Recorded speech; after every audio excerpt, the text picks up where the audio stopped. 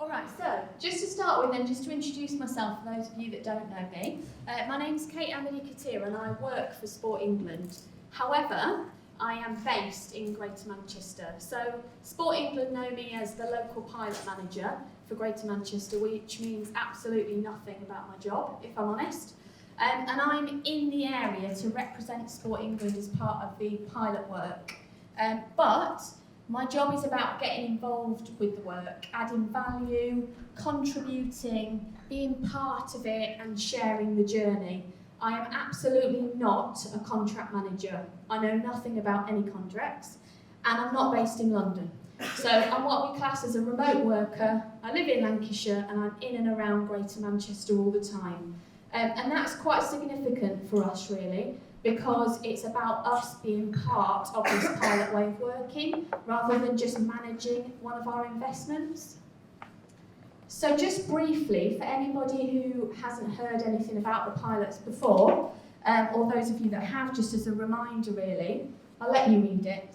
These are the aims of the pilot. Am I stood right in your way? Yeah, Sure. brilliant. Okay, but just picking out from there, I'm not going to read through every one. For those of you that don't know, we have 12 national pilots, but they're all very, very different. So different areas of the country, different demographics, different geography, even different sizes and scale. But GM is our biggest one. And we're all about using different places because we want to compare and contrast what happens in those 12 areas and whether we can scale those up to other areas. And at the moment, we don't know whether we will be able to scale stuff up or not, because it's all about the local sensitivities in each of those 12 areas. It is absolutely for us all about learning. So the pilot approach is based on learning throughout, and it is definitely about what works and also what doesn't work, and being very honest and open about that. And that's because we're working in a whole systems approach, which we're going to hear a bit more about.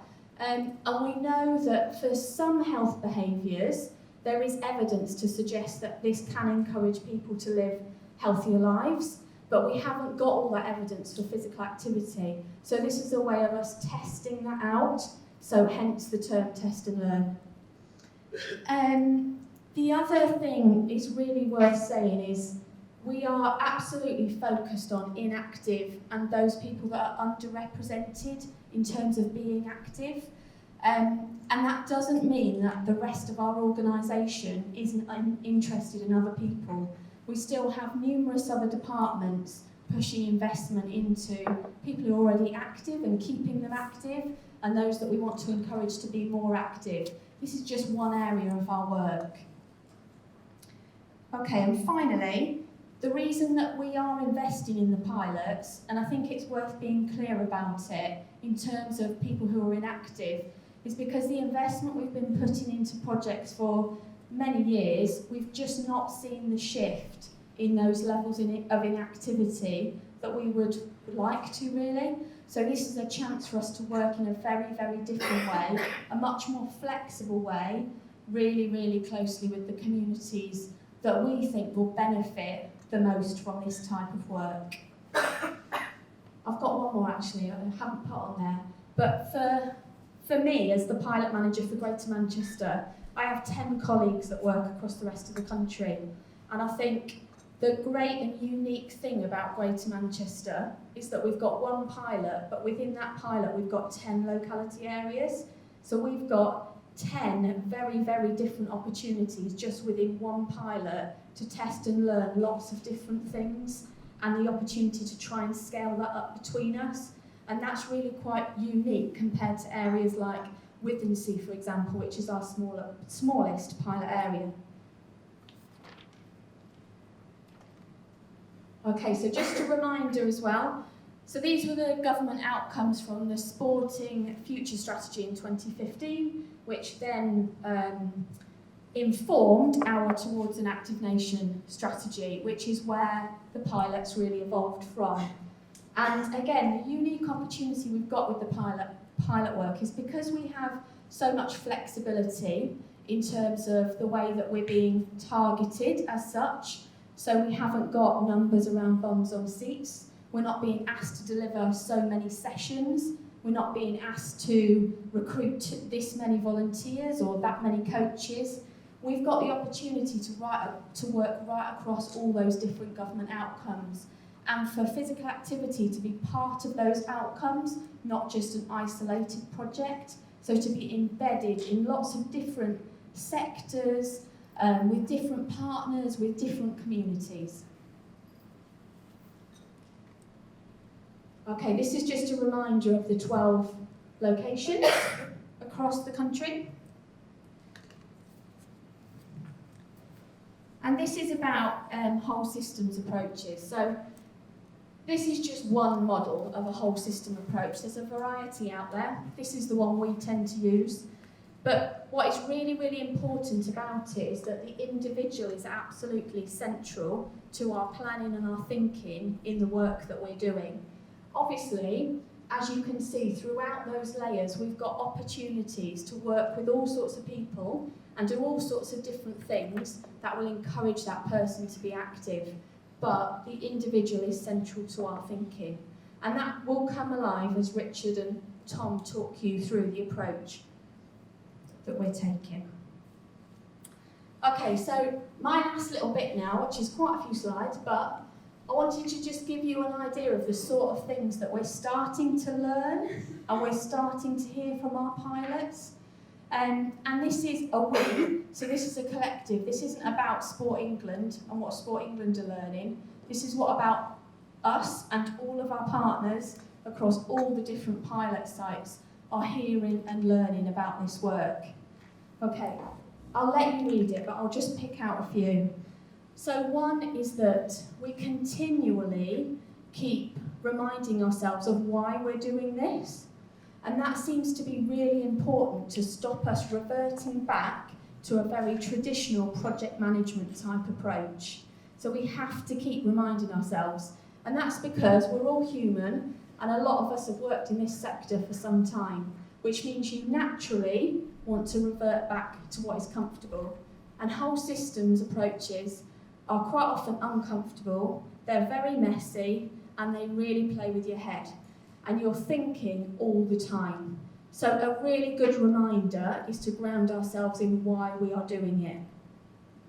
Another is starting everywhere or anywhere and following it everywhere. So quite often we're ending up having some very unexpected conversations, but that's actually a really positive thing. And the flexibility we have with this work is we can do that because we're not caught up in how many bums we need to get on seats, or like I said, how many volunteers, how many of this product we need to land where. One really interesting thing that I think is really good to pull out is when we talk about whole systems approaches being messy, it's also about us being able to give over control to other people. So we may be asking people to be promoting physical activity, for example, who don't have the background in it that we do, but it's about us not being the experts, and it's about trying to embed it into other people's psyche as well as our own. That's how we're going to grow the movement. It's all about building on assets, so working with positivity and not working in a deficit approach. So i.e., if you're inactive, you're wrong. Yeah, it's about working with what people have got in their communities already and how we can build on that in a positive way. And it's also about really, really building trust. So we're spending a lot of time and space, and we won't apologise for that, building relationships. And that's not only in the community, that's with professionals as well, because that's where we're seeing the most progress, is where we've got really trusted connections with people.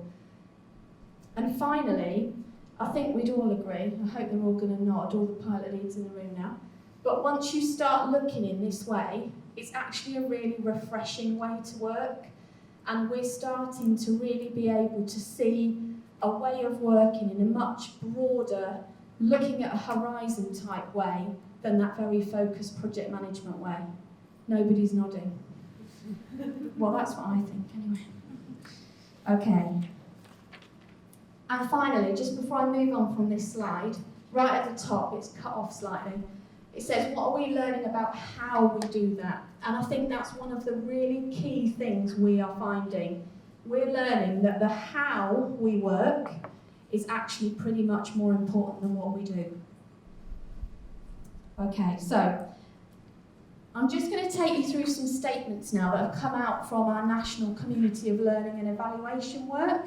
Again, this is all about us, it's not just about Sport England. So this is what our local evaluation partners and our national evaluation team are pulling together from our process evaluation. And they're key statements that I'll try and bring to life. But I think once you've heard this, Richard and Tom will then, like I said before, bring it to life with what's actually happening. If you look at all these statements and you think, what the hell is she going on about? Please come and have a chat to me at the end, because it's quite conceptual. All right, so first one, like I've mentioned, saying yes to the mess. So we can't control the system, but what we do have the chance to do is influence it. And when we start looking at the whole system, there is just so many people involved, so many connections to make. Like I said before, it can look really messy and it really messes with your head. But that's what's really exciting about it. Okay, I won't read this one.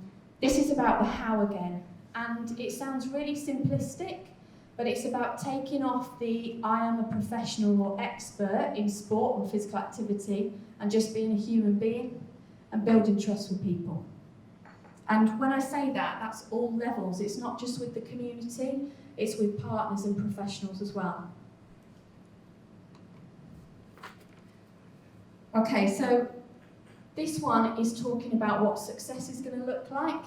And it's something that's challenged us all because we're so used to bums on seats and things like that being success, because that's what we're measured on. So we're challenging our own system at the moment to say, well, what will success look like from all this? And actually, if we count what doesn't matter, was there any point in counting it in the first place? This one I think will be familiar to many people. So there's a tension between a very project management orientated style of putting some investment into sport and physical activity and what we're doing now, because like I said, it isn't about bums on seats.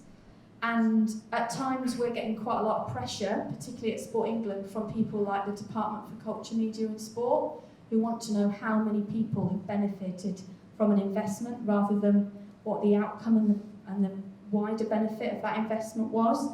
So the existing expectations, assumptions, legal, finance type processes that we have in place are quite often causing us a real challenge in this work, because we're buffering up against them all the time and asking the question, why are we doing it like this, and who's it benefiting to do it like this? Okay, so if you think of a whole system approach, like I said, it's massive, it's messy, there's loads of opportunities. Because it's so big, it's sometimes hard to see how we get through it and what would be great at the end of it in terms of success. But one thing we are finding is it doesn't have to be perfect to be better. So we need to move away from that perfectionist way of thinking where we control everything to something that's a better place. Okay, something we're finding quite challenging, and this is a national point, is that there's lots of people in lots of different sectors who understand why it'd be really good for them to put physical activity into their policies or make it part of their day job or even their personal life. But turning that passion into action is a real challenge because of the pressures people are up against in their daily lives, daily jobs, etc. So that conversion from passion to action is something that we're really interested to see how successful we are with that. I've mentioned this already, so trust. What we can see is that progress really moves at the speed of trust, and that's with professionals and the community, and time and space to think creatively with colleagues to build those relationships is something that is very much undervalued, but that in this pilot work we are spending a lot of time doing. Some of you might have seen this, the empathy gap. It's something that has been coined regularly at a national level, but what it really talks about is a separation between communities and what community wants and strategic decision makers and the chasm in the middle. And what we're finding, and I think Tom will probably talk about it in Trafford, is that some of the communities we're working with are saying, please don't give us another survey, please don't ask us again what we want, and then not deliver or give us something for 6 months and then we won't see you for another 5-10 years. And that's coming through loud and clear. But what it means is we're having to build trust with those communities, and we're also having to take them on the journey with us, because they're so used to being done to that they're finding it quite hard and challenging sometimes to accept that that's not what we want to do. So this is their journey as much as it's ours and those involved in the work. Okay, and my last two. So this one is really, really key, but it sounds pretty simple, but it's actually really, really tiring when you're doing the work. So if we link this back to success, holding our nerve and getting quite often people who work in quite strategically to understand that it does take time and space to build relationships and trust is really challenging. And my example of DCMS asking us how many bums on seats we've got this month is a great example. So there's quite a lot of pressure, sometimes from communities, sometimes strategically, sometimes from partners, for us to say exactly what we are doing. And they're not necessarily seeing much value in having community conversations or building relationships, building trust. So we call this one holding our nerve, because that's what we all feel like we're doing.